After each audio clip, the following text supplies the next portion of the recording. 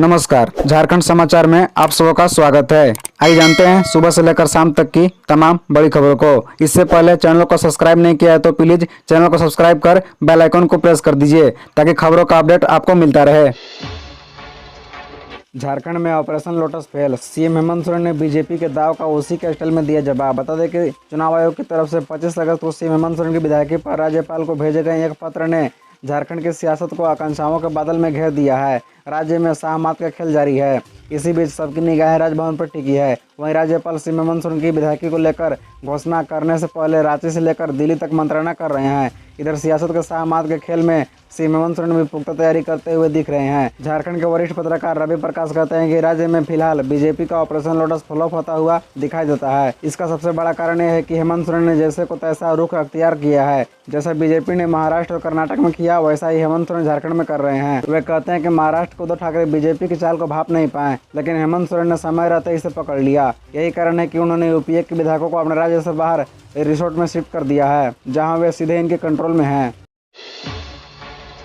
नेताओं ने देवघर से जबरन भरी उड़ान, एयरपोर्ट के एटीसी ऑफिस में घुसे। भाजपा के 2 सांसद समेत 9 नेताओं के खिलाफ एफआईआर। बता दें कि झारखंड के देवघर एयरपोर्ट के एयर ट्रैफिक कंट्रोल पर दबाव बनाकर रात में चार्टर्ड प्लेन टेक ऑफ करने के मामले में भाजपा नेताओं समेत 9 के खिलाफ एफआईआर दर्ज हुई है। इनमें गोड्डा के बीजेपी सांसद निशिकांत दुबे, उनके 2 बेटे मनोज तिवारी और भाजपा नेता कपिल मिश्रा का नाम शामिल है। एफआईआर देवघर एयरपोर्ट पर तैनात डीएसपी सुमन अमन ने जिले के कुंडा थाना में दर्ज शिकायत कराई है। डीएसपी सुमन अमन के मुताबिक 31 अगस्त को गोड्डा के सांसद, उनके 2 बेटे मनोज तिवारी और अन्य 2 लोग एयरपोर्ट के एटीसी में जबरन घुसे और कर्मचारियों पर जबरन क्लियरेंस लेने का दबाव बनाया। उन्होंने अपनी शिकायत में यह भी कहा कि देवघर एयरपोर्ट में नाइट टेक ऑफ लैंडिंग की सुविधा अभी तक नहीं है। डीएसपी ने अपनी शिकायत में लिखा कि जब वो एटीसी कंट्रोल में पहुंचे तो वहाँ एयरपोर्ट के डायरेक्टर संदीप ढींगरा और चार्टर्ड प्लेन के पायलट पहले से मौजूद थे। उस समय चार्टर्ड प्लेन के पायलट ने एटीसी स्टाफ पर दबाव डाला। कुछ देर बाद सांसद और उनके दोनों बेटे भी वहाँ पहुँच गए।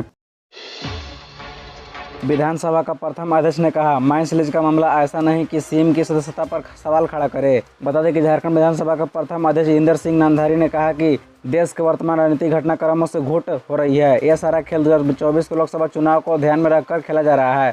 मुख्यमंत्री हेमंत सोरेन को अपने नाम पर माइंस लीज का आवंटन नहीं करना चाहिए था। पता नहीं उसका बचपना था यह गलती, पर यह इतनी बड़ी गलती नहीं है जो इलेक्टेड हेड ऑफ स्टेट के सदस्यता पर सवाल खड़ा कर दे। निर्वाचन आयोग के फैसले पर राज्यपाल को भी सस्पेंस नहीं रखना चाहिए। भाजपा 2024 के लोकसभा चुनाव से पहले चाहती है कि अधिक से अधिक राज्यों में उसका प्रभाव बढ़ जाए। जहां विपक्षी पार्टियों सत्ता में है वहां से खतरा दिख रहा है। इसलिए महाराष्ट्र की घटना हुई, तेलंगाना से तनाव चल रहा है और दिल्ली में भी गाली गलौज की स्थिति है। इसी कड़ी में झारखंड भी है। बता दें कि सदस्यता जाती है तो भी बिना सदस्य के आदमी मंत्री का और मुख्यमंत्री रह सकता है। निर्वाचन आयोग की चिट्ठी पर राज्यपाल एक सप्ताह से सस्पेंस बनाए हुए हैं। इस कारण विधायक भाग रहे हैं। उन्हें छत्तीसगढ़ ले जाया गया। यह झारखंड के लिए उचित नहीं है। महाराष्ट्र की घटना के बाद लोग डरे हुए हैं क्योंकि कहां से किस विधायक को उठा लिया जाएगा इसका डर है। उचित तरीका तो यह था कि निर्वाचन आयोग का फैसला आते ही राज्यपाल मुख्यमंत्री को बुलाते और कहते कि आयोग ने ये मंतव्य भेजा है, आप अपना पक्ष दें। हेमंत सोरेन को क्यों पड़ी विशेष सत्र बुलाने की जरूरत, बहुमत दिखाकर पॉलिटिकल माइलेज लेने की कोशिश। बता दें कि मुख्यमंत्री हेमंत सोरेन की विधायकी को लेकर बनी अनिश्चितता के बीच सरकार ने 5 सितंबर को एक दिन के लिए विधानसभा सत्र बुलाया है। इससे जुड़े प्रस्ताव पर स्टेट कैबिनेट ने बुधवार को अपनी सहमति दी है। हालांकि इस 1 दिवसीय सत्र के एजेंडे को लेकर अभी भी तस्वीर साफ नहीं है। राजनीतिक गलियारे में इसको लेकर चर्चा है कि राज्य सरकार उस दिन सदन में विश्वास प्रस्ताव ला सकती है। ऐसा करके वह अपना राजनीतिक भविष्य 6 महीने तक सुरक्षित रखने के फिराक में है।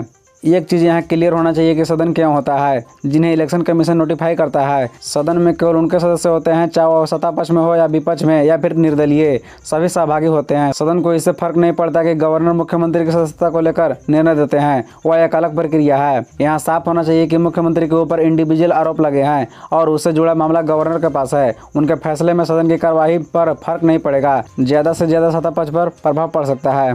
खबरों से जुड़े रहने के लिए चैनल को सब्सक्राइब, वीडियो को लाइक एवं एक दूसरे से शेयर जरूर करें। धन्यवाद।